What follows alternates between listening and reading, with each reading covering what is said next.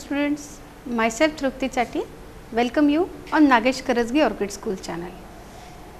इसके पिछले सेशन में हम लोगों ने 8वीं कक्षा का षष्ठः पाठः यानी कि 6th लेसन गृहम शून्यम सुताम विनाम यानी लड़की के बिना घर सुना है, ये पाठ पढ़ना चालू किया था। उसका कुछ शेष भाग है जो आज हम पढ़ने वाले हैं और उसके बाद इस पाठ के प्रश्नोत्तरों का भी अभ्यास करने वाले हैं। जैसे ये पाठ का नाम है उसी विषय पे ये पाठ आधारित है, पुत्रीम रक्ष पुत्रीम पाठय, यानी कि Beti Bachao Beti Padhao, save girl child. इस विषय पे ये निबंधात्मक पाठ है। राकेशः शालिनी अपि च माला एतस्य पाठस्य पात्राः सन्ति। ये तीन जो है राकेश, माला और शालिनी इस पाठ के पात्र है। ये संवादात्मक पाठ है जहाँ पे लिंग परीक्षण के लिए राकेश माला का पति और शालिनी का भाई माला से कहता है और शालिनी उसके विरोध में होती है। वो स्त्रियों की महानता राकेश को समझाती है और उसका मत परिवर्तन करने का प्रयास करती है। तो इसका बचा हुआ पाठ हम आज देखने वाले हैं। आपको आपके टेक्स्ट बुक का lesson number 6 page number 36 open करना है। यहाँ से हम लोग आज पाठ पढ़ना चालू करेंगे। राकेश कहता है कि मेरे पास हमको अभी जो है 3 वर्ष की अंबिका नाम की पुत्री है। अब मुझको एक बेटा चाहिए, मतलब पुत्रस्य आवश्यकता अस्ति तरीही, यहाँ पे डॉट डॉट दिया है। इसका अर्थ है कि राकेश अभी आगे बोलना चालू करना चाहता है, लेकिन उसकी बात बीच में रोकते हुए शालिनी उसे कहती है तरीही कुक्षी पुत्री अस्ति चेत हंतव्या, मतलब अगर पेट में लड़की है, पुत्री है, तो क्या वो हत्या करने योग्य है, उसकी हत्या करनी चाहिए। तरीही यानी कि तो, कुक्षी यानी पेट में, पुत्री यानी लड़की, अस्ति यानी है, चेत यानी तो, हंतव्या यानी हत्या करने योग्य। तीव्र स्वरेण, और फिर उसके बाद बहुत गुस्से से और बहुत ऊंची आवाज़ में वो कहती है हत्यायाः पापं कर्तुं प्रवृत्तः असि त्वं, हत्या का पाप करने के लिए तुम प्रवृत्त हो गए हो।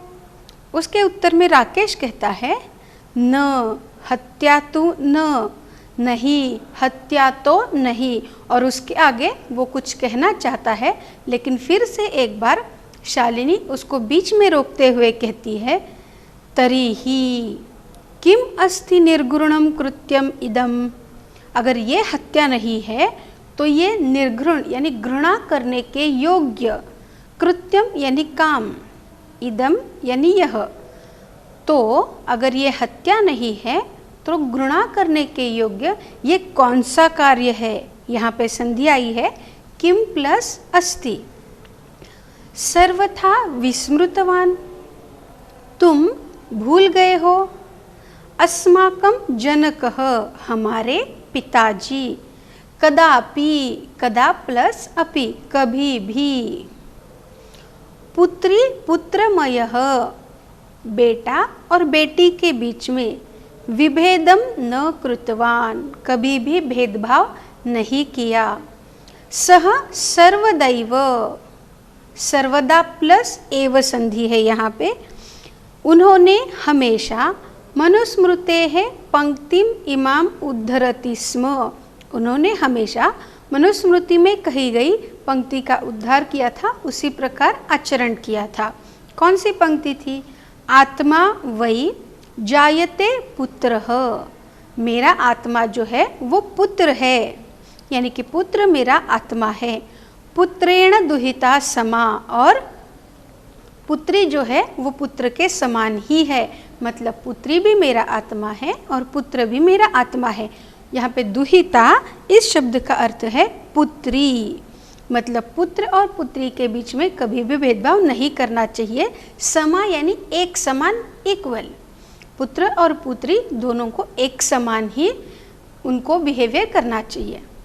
त्वम अपि, यहाँ पे भी एक संधि आई है, त्वम का म हलंत अपि। सायं प्रातः, सुबह शाम, सायं का अर्थ होता है शाम, प्रातः का अर्थ होता है सुबह। तुम भी सुबह शाम देवी स्तुतिम करोषि, देवी की स्तुति करते हो, मतलब यहाँ पे कहा गया है कि जिस देवी की तुम स्तुति करते हो वो भी एक महिला के रूप में ही है, वो भी किसी की पुत्री के रूप में ही है। तुम देवी की तो स्तुति करते हो। इस वाक्य में करोषि ये क्रियापद आया है, त्वम ये जो है ये करता है, त्वम के लिए करोषि क्रियापद आता है। किमर्थम सृष्टेः उत्पादिन्याः, किमर्थम यहाँ पे संधि है, किम प्लस अर्थम, अर्थम यानी के लिए, किस लिए, सृष्टेः यानी सृष्टि के, उत्पादिन्याः शक्त्याः उत्पादित की गई शक्ति का, तिरस्कारम करोषि तिरस्कार करते हो, तुम किस लिए सृष्टि ने जो शक्ति उत्पन्न की है उसका तिरस्कार करते हो। यहाँ पे भी त्वम क्रियापद के लिए ही करोषि, करोषि ये क्रियापद आया है त्वम कर्ता के लिए। तव मनसि इयति कुत्सिता वृत्ति, तुम्हारे मन में इतनी कुत्सित वृत्ति यानी कि भावना आगता आ गई है। इदम चिंतयति एव अहम कुंठिता अस्मि, ये सोच के भी मैं कुंठित हो जाती हूँ। तव शिक्षा वृथा, वृथा यानी कि उसे कहते हैं हम लोग व्यर्थ हो जाना, मतलब उसका कुछ उपयोग न होना। तो वो कहती है तुम्हारी शिक्षा जो है, तुमने जो शिक्षण लिया है वो व्यर्थ हो गया है, क्योंकि तुम्हारे विचार तुम्हारे शिक्षण के साथ नहीं है, ऐसे वो कहती है। उसके उत्तर में राकेश कहता है भगिनी यानी कि बहन, वीरम वीरम मतलब रुक जाओ, अहम स्व अपराधम स्वीकरोमि, यहाँ पे भी एक संधि आया है, स्व प्लस अपराधम, मैं अपना अपराध मान्य करता हूँ, स्वीकार करता हूँ। लज्जितः च अस्मि, और लज्जित भी हूँ, मतलब मुझे अपने अपराध पे शर्म आ रही है। अस्मि ये क्रियापद है यहाँ पे, और अहम जबकि वो अपने बारे में बोल रहा है इसलिए अहम ये करता है और अस्मि ये क्रियापद है। अद्य प्रभृति आज से, कदापि कभी भी, गर्हितम इदम, गर्हितम यानी जो है निंदित, मतलब ऐसा काम जो निंदा करने के योग्य है। इदम यानी यह, कार्यम यानी कि काम, मतलब आज से कभी भी निंदा करने योग्य ऐसा काम, स्वप्ने अपि स्वप्न में भी, न चिंतयिष्यामि स्वप्न में भी नहीं सोचूंगा। अभी यहाँ पे चिंतयिष्यामि लुट लकार उत्तम पुरुष एक वचन, ऐसा पद परिचय आएगा इसका। यथैव यहाँ पे संधि है, यथा प्लस एव। अंबिका यानी कि राकेश की पुत्री।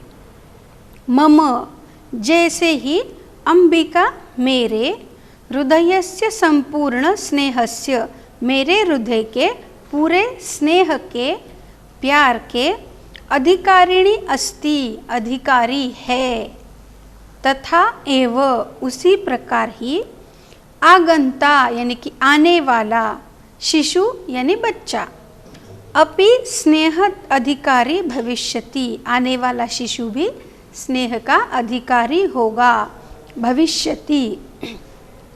पुत्रः भवतु पुत्री वा, फिर चाहे वो आने वाला शिशु लड़का हो या लड़की हो। अहम स्वगर्हित चिंतनम, मैं अपने निंदित सोच के प्रति, पश्चाताप मग्नः अस्मि, मैं अपने निंदित जो सोच है, मतलब मेरी सोच जो है वो निंदा करने योग्य है, ऐसे सोच के प्रति मैं पश्चाताप मग्न हूँ, मुझे उस पर पश्चाताप हो रहा है।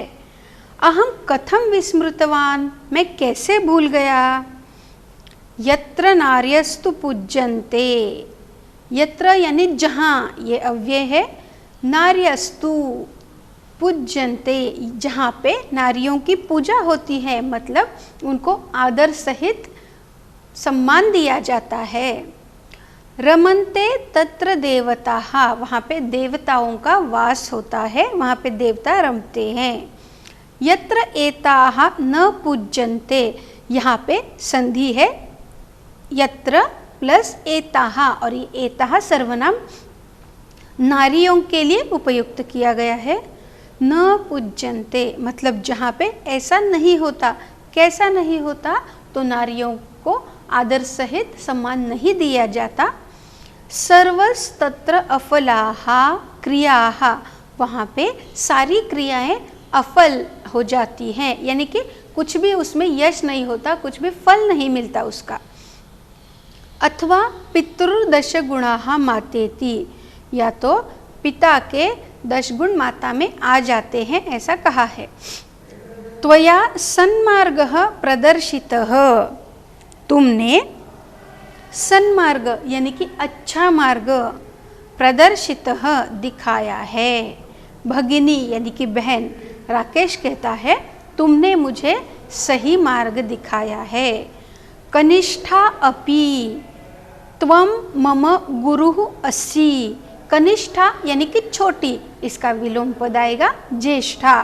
ज्येष्ठा यानी बड़ी, कनिष्ठा यानी छोटी। मतलब शालिनी जो है वो राकेश की छोटी बहन है, इसलिए वो कहता है तुम छोटी हो के भी मेरी गुरु हो। शालिनी कहती है अलम पश्चातापेन, तुम्हारा पश्चाताप अब बस करो। तव मनसः अंधकारः, तुम्हारे मन से अंधकार अपगतः दूर हो गया है।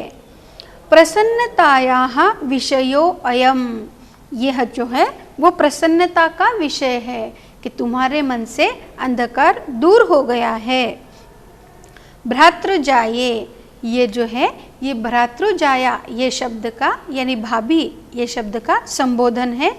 आगच्छ आ जाओ, अभी आगच्छ आ प्लस गमगच्छ लोट लकार अनुज्ञा आदेश, ऐसा इसका पद परिचय है।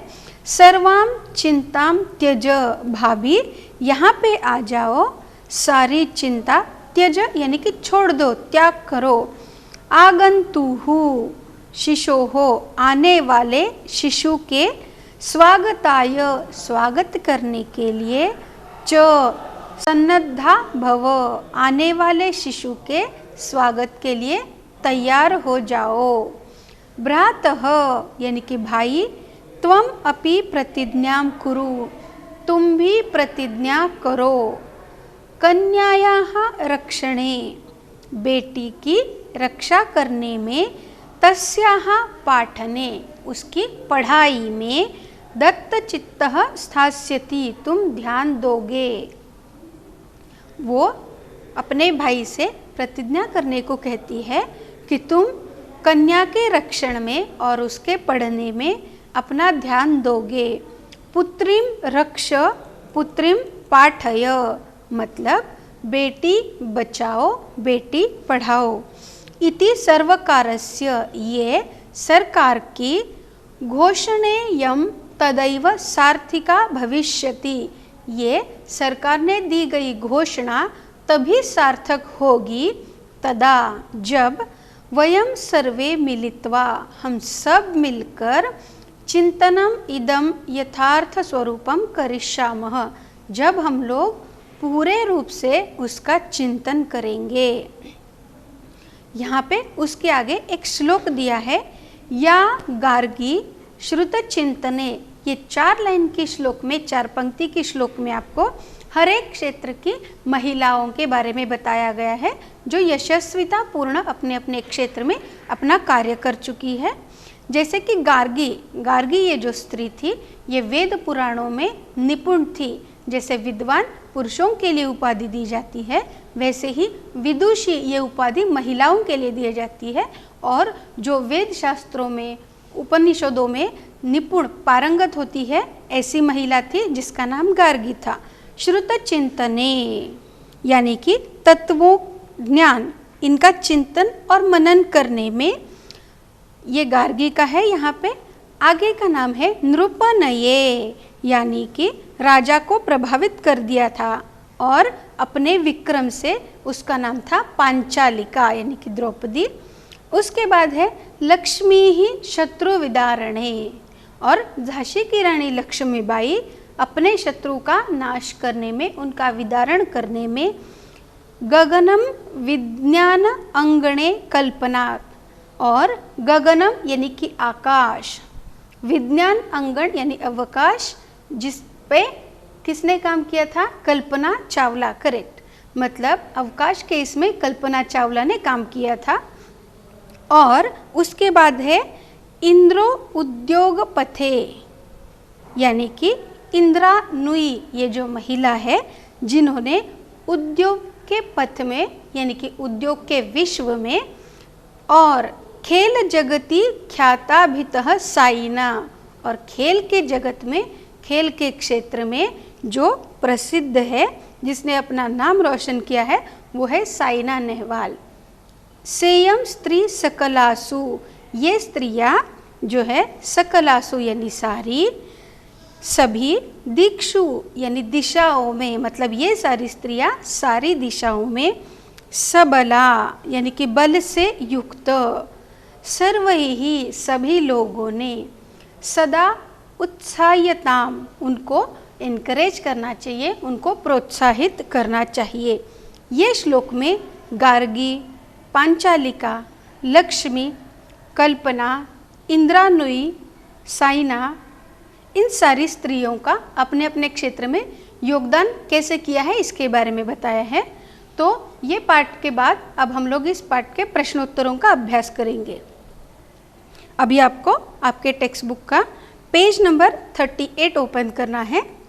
पहला प्रश्न है इसका, अधोलिखितानां प्रश्नानां संस्कृत भाषया लिखत, यानी कि ये पूर्ण वाक्य न उत्तरत का ही प्रश्न है, पूछा जरा डिफरेंट स्टाइल से। संस्कृत भाषा उत्तरत यानी संस्कृत भाषा में उत्तर देना है, मतलब पूर्ण वाक्य में उत्तर देना है।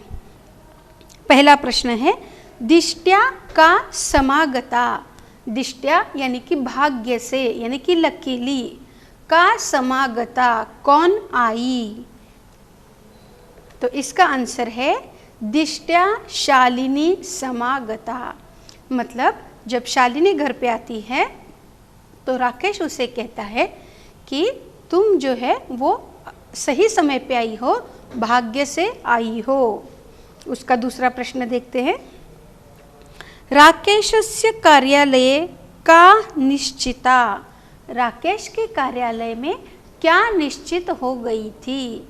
अभी यहाँ पे आप देखोगे इसका जो उत्तर है ये अकारांत स्त्रीलिंगी में आएगा, क्योंकि इसका जो प्रश्नार्थक शब्द है और उसका विशेषण यूज किया गया है वो दोनों अकारांत स्त्रीलिंगी है, जैसे का और निश्चिता। मतलब राकेश के कार्यालय में क्या निश्चित हो गई थी, तो उसका उत्तर आएगा राकेशस्य कार्यालये महत्वपूर्णा गोष्ठी निश्चिता। मतलब राकेश के कार्यालय में महत्वपूर्ण मीटिंग जो है निश्चित हो गई थी। अगला प्रश्न देखते हैं, राकेशस्य कार्यालये, ये प्रश्न हो गया है। तीसरा प्रश्न देखते हैं, राकेशः शालिनीं कुत्र गंतुम कथयति। मतलब राकेश शालिनी को कहाँ जाने के लिए कहता है। जब शालिनी घर पे आती है तो वो क्या कहता है, किसके साथ कहाँ जाने के लिए कहता है, तो इसका उत्तर आएगा राकेशः शालिनीं मालया सह चिकित्सकां प्रति गंतुम कथयति। राकेश शालिनी को माला के साथ डॉक्टर के पास जाने के लिए कहता है। उसके आगे का प्रश्न है, सायंकाले भ्राता कार्यालयात् आगत्य किम करोति। शाम के समय भाई कार्यालय से यानी कि अपने ऑफिस से आके क्या करता है। इसका उत्तर बड़ा है, आपको इसका उत्तर पेज नंबर 35 पे मिलेगा। चित्र जो है एक उसके बाजू में इसका उत्तर है। सायंकाले भ्राता कार्यालयात् आगत्य, शाम में भाई अपने दफ्तर से आने के बाद हस्तपादादिकं प्रक्षाल्य, अपने हाथ पांव धोकर, वस्त्राणि च परिवर्त्य, कपड़े बदलकर, पूजा गृहम गत्वा, पूजा घर में जाकर, दीपम प्रज्वालयति, दिया जलाता है, भवानी स्तुतिम चापि करोति, और भवानी की स्तुति करता है। आगे का प्रश्न है, राकेशः कस्याः तिरस्कारं करोति, राकेश किसका तिरस्कार करता है? तो इसका उत्तर आएगा, राकेशः सृष्टेः उत्पादिन्याः शक्त्याः तिरस्कारं करोति। राकेश जो है सृष्टि के द्वारा उत्पन्न की गई शक्ति का तिरस्कार करता है। आगे का प्रश्न देखते हैं, शालिनी भ्रातरम काम प्रतिज्ञां कर्तुम कथयति। शालिनी जो है वो भाई को कौन सी प्रतिज्ञा करने के लिए कहती है? शालिनी भ्रातरम कन्यायाः रक्षणे, यानी कि कन्या के रक्षण में, तस्याः पाठने, और उसकी पढ़ाई में, च दत्तचित्तः, तुम ध्यान दोगे, स्थास्यति, ध्यान दोगे, इति प्रतिज्ञा कर्तुम कथयति, यह प्रतिज्ञा करने को कहती है। आगे का प्रश्न देखते हैं, यत्र नार्यः न पूज्यन्ते तत्र किम भवति। हम लोगों ने श्लोक में इसका उत्तर देखा है, यत्र नार्यः पूज्यन्ते रमन्ते तत्र देवताः, यत्र एताः न पूज्यन्ते किम तत्र सर्वस्तत्र अफलाः क्रियाः। जहाँ पे नारियों की पूजा नहीं होती, यहाँ पे अभी आपको प्रश्न अच्छे से देखना है, न यानी कि नहीं, जहाँ पे नारियों की पूजा नहीं होती वहाँ पे क्या होता है? तो इसका उत्तर आएगा, यत्र नार्यः न पूज्यन्ते, जहाँ पे नारियों की पूजा यानी कि उनको आदर सहित सम्मान नहीं दिया जाता, वहाँ पे सारी क्रियाएं अफल हो जाती हैं, मतलब किसी में भी फल नहीं मिलता, कुछ भी अच्छा नहीं होता। तत्र सर्वाः क्रियाः अफलाः भवति। आगे का प्रश्न देखते हैं, आगे का प्रश्न है, अधोलिखित पदानां संस्कृत रूपम, यानी कि तत्सम पदम लिखत। तत्सम रूप का अर्थ होता है संस्कृत रूप, संस्कृत शब्द, मतलब आपको कुछ शब्द दिए जाएंगे, वो शब्दों को आपको पाठ में से चुनकर संस्कृत शब्द लिखने हैं। हिंदी शब्द दिए जाएंगे आपको, उसका पहला शब्द है कोख, उसके लिए कुक्षी ये शब्द आया है। उसके बाद है साथ यानी सह, जैसे मैंने बताया था सह ये शब्द के लिए हमेशा तृतीया विभक्ति की अपेक्षा होती है। सह शब्द हमेशा तृतीया विभक्ति के साथ ही आता है। साथ का अर्थ होता है सह, सह ये शब्द प्रयुक्त करते हैं संस्कृत में साथ के लिए। गोद ये हिंदी शब्द है, उसके लिए क्रोडम, जहाँ पे राकेश अपनी बेटी अंबिका, अपनी पुत्री अंबिका, दुहिता, पुत्री के लिए दुहिता ये शब्द आया है। क्रोडम यानी कि गोद में, वहाँ पे ये शब्द आपको मिलेगा। भाई यानी भ्राता, कुआं यानी कूपः, दूध यानी दुग्धम, ये सारे शब्द तत्सम शब्द है जिनको संस्कृत शब्द भी कहते हैं। आगे का प्रश्न है, उदाहरणम अनुसृत्य कोष्ठक प्रदत्तेषु पदेषु तृतीया विभक्तिम प्रयुज्य रिक्त स्थानानि पूरयत। जैसे मैंने आपको अभी कहा था कि सह शब्द जो है वो हमेशा तृतीया विभक्ति के साथ ही आता है। तो आपको ये प्रश्न में क्या किया गया है, आपको एक वाक्य दिया जाएगा, वो वाक्य के अंत में एक शब्द है, वो शब्द आपको तृतीया विभक्ति में परिवर्तित करके वाक्य फिर से लिखना है। जैसे एक यहाँ पे दिया हुआ है उन्होंने, मात्रा सह पुत्री गच्छति। मातृ ये शब्द है, मातृ ये ऋकारांत स्त्रीलिंगी शब्द है, उसकी तृतीया विभक्ति मात्रा ये आएगी। तो मात्रा सह मतलब सह शब्द तृतीया विभक्ति के साथ आ गया है, मातृ की तृतीया विभक्ति होगी मात्रा। अभी आगे का प्रश्न देखते हैं, डैश डैश विना विद्या न लभ्यते। अभी यहाँ पे परिश्रम शब्द आया है, परिश्रम ये शब्द पुल्लिंगी है, इसके लिए इसकी विभक्ति तृतीया में परिवर्तित करनी है हमको। तो इसका आंसर आएगा परिश्रमेण। और यहाँ पे आप देखोगे र आया है परिश्रम शब्द में, इसलिए न का ण में परिवर्तन हो गया है। जिस भी शब्द में र या षटकोण का श आता है वो शब्द के अंत में तृतीया विभक्ति में न का ण में परिवर्तन हो जाता है। जैसे कि रामेण, इससे अगर जहाँ पे नहीं है वहाँ पे न होगा, लाइक गजेन, ऐसा होगा इसका तृतीया विभक्ति परिवर्तन। आगे का देते हैं, छात्रः डैश डैश लिखति। छात्र यानी कि स्टूडेंट्स, विद्यार्थी डैश डैश लिखती लिखते हैं। और आपको शब्द प्रयोग करना है लेखनी का तृतीया विभक्ति का। तो लेखनी का तृतीया विभक्ति शब्द आएगा लेखन्या, मतलब लेखनी से, कलम से। बच्चे जो हैं, विद्यार्थी जो है वो कलम से लिखते हैं। आगे का प्रश्न है, सूरदासः डैश डैश अंधः आसीत्। सूरदास डैश डैश अंध था। और यहाँ पे शब्द दिया है आपको नेत्र,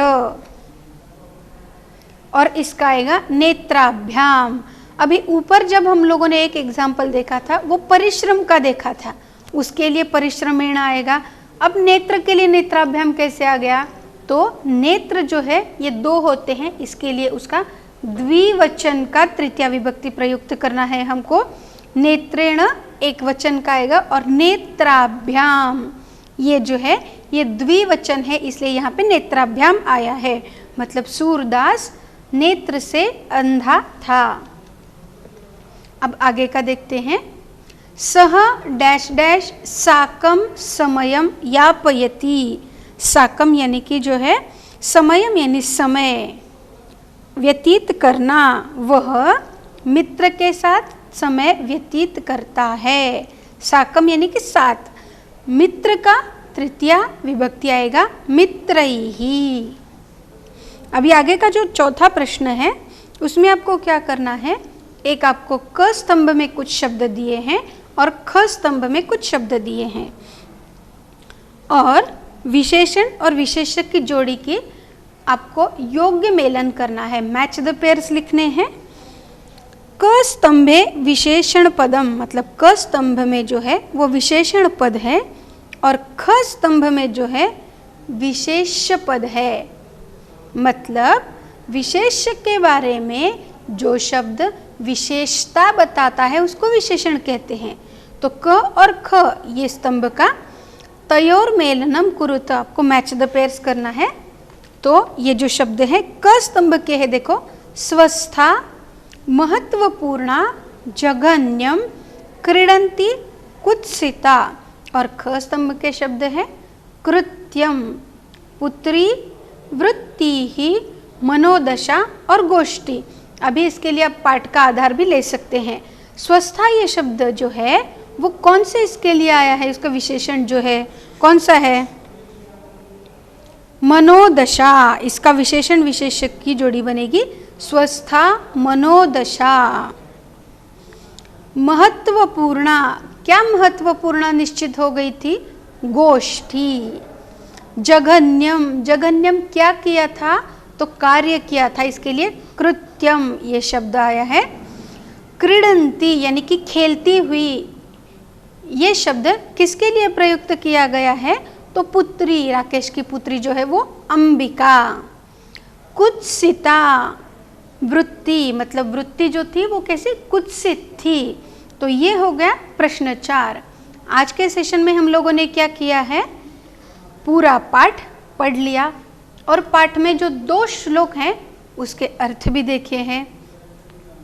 जैसे पाठ के अंत का जो श्लोक था जहाँ पे गार्गी, पांचालिका, साइना नेहवाल, इंदो लुई, इनके बारे में ज़्यादा आपको बताया गया है कौन कौन से क्षेत्र में इन्होंने कार्य किया है। और इसके बाद हम लोगों ने इस पाठ के प्रश्नोत्तरों का अभ्यास किया था, जिसमें व्याकरण का विशेषण, विशेष्य विभक्ति, तृतीया विभक्ति और तत्सम शब्दों का हम लोगों ने उपयोग करना कैसा है वो सीखा था। आगे के सेशन में बचे हुए प्रश्नोत्तरों का अभ्यास करेंगे। तब तक आपको ये सारे प्रश्न आपकी CW में लिखने हैं, तब तक के लिए थैंक यू स्टूडेंट्स।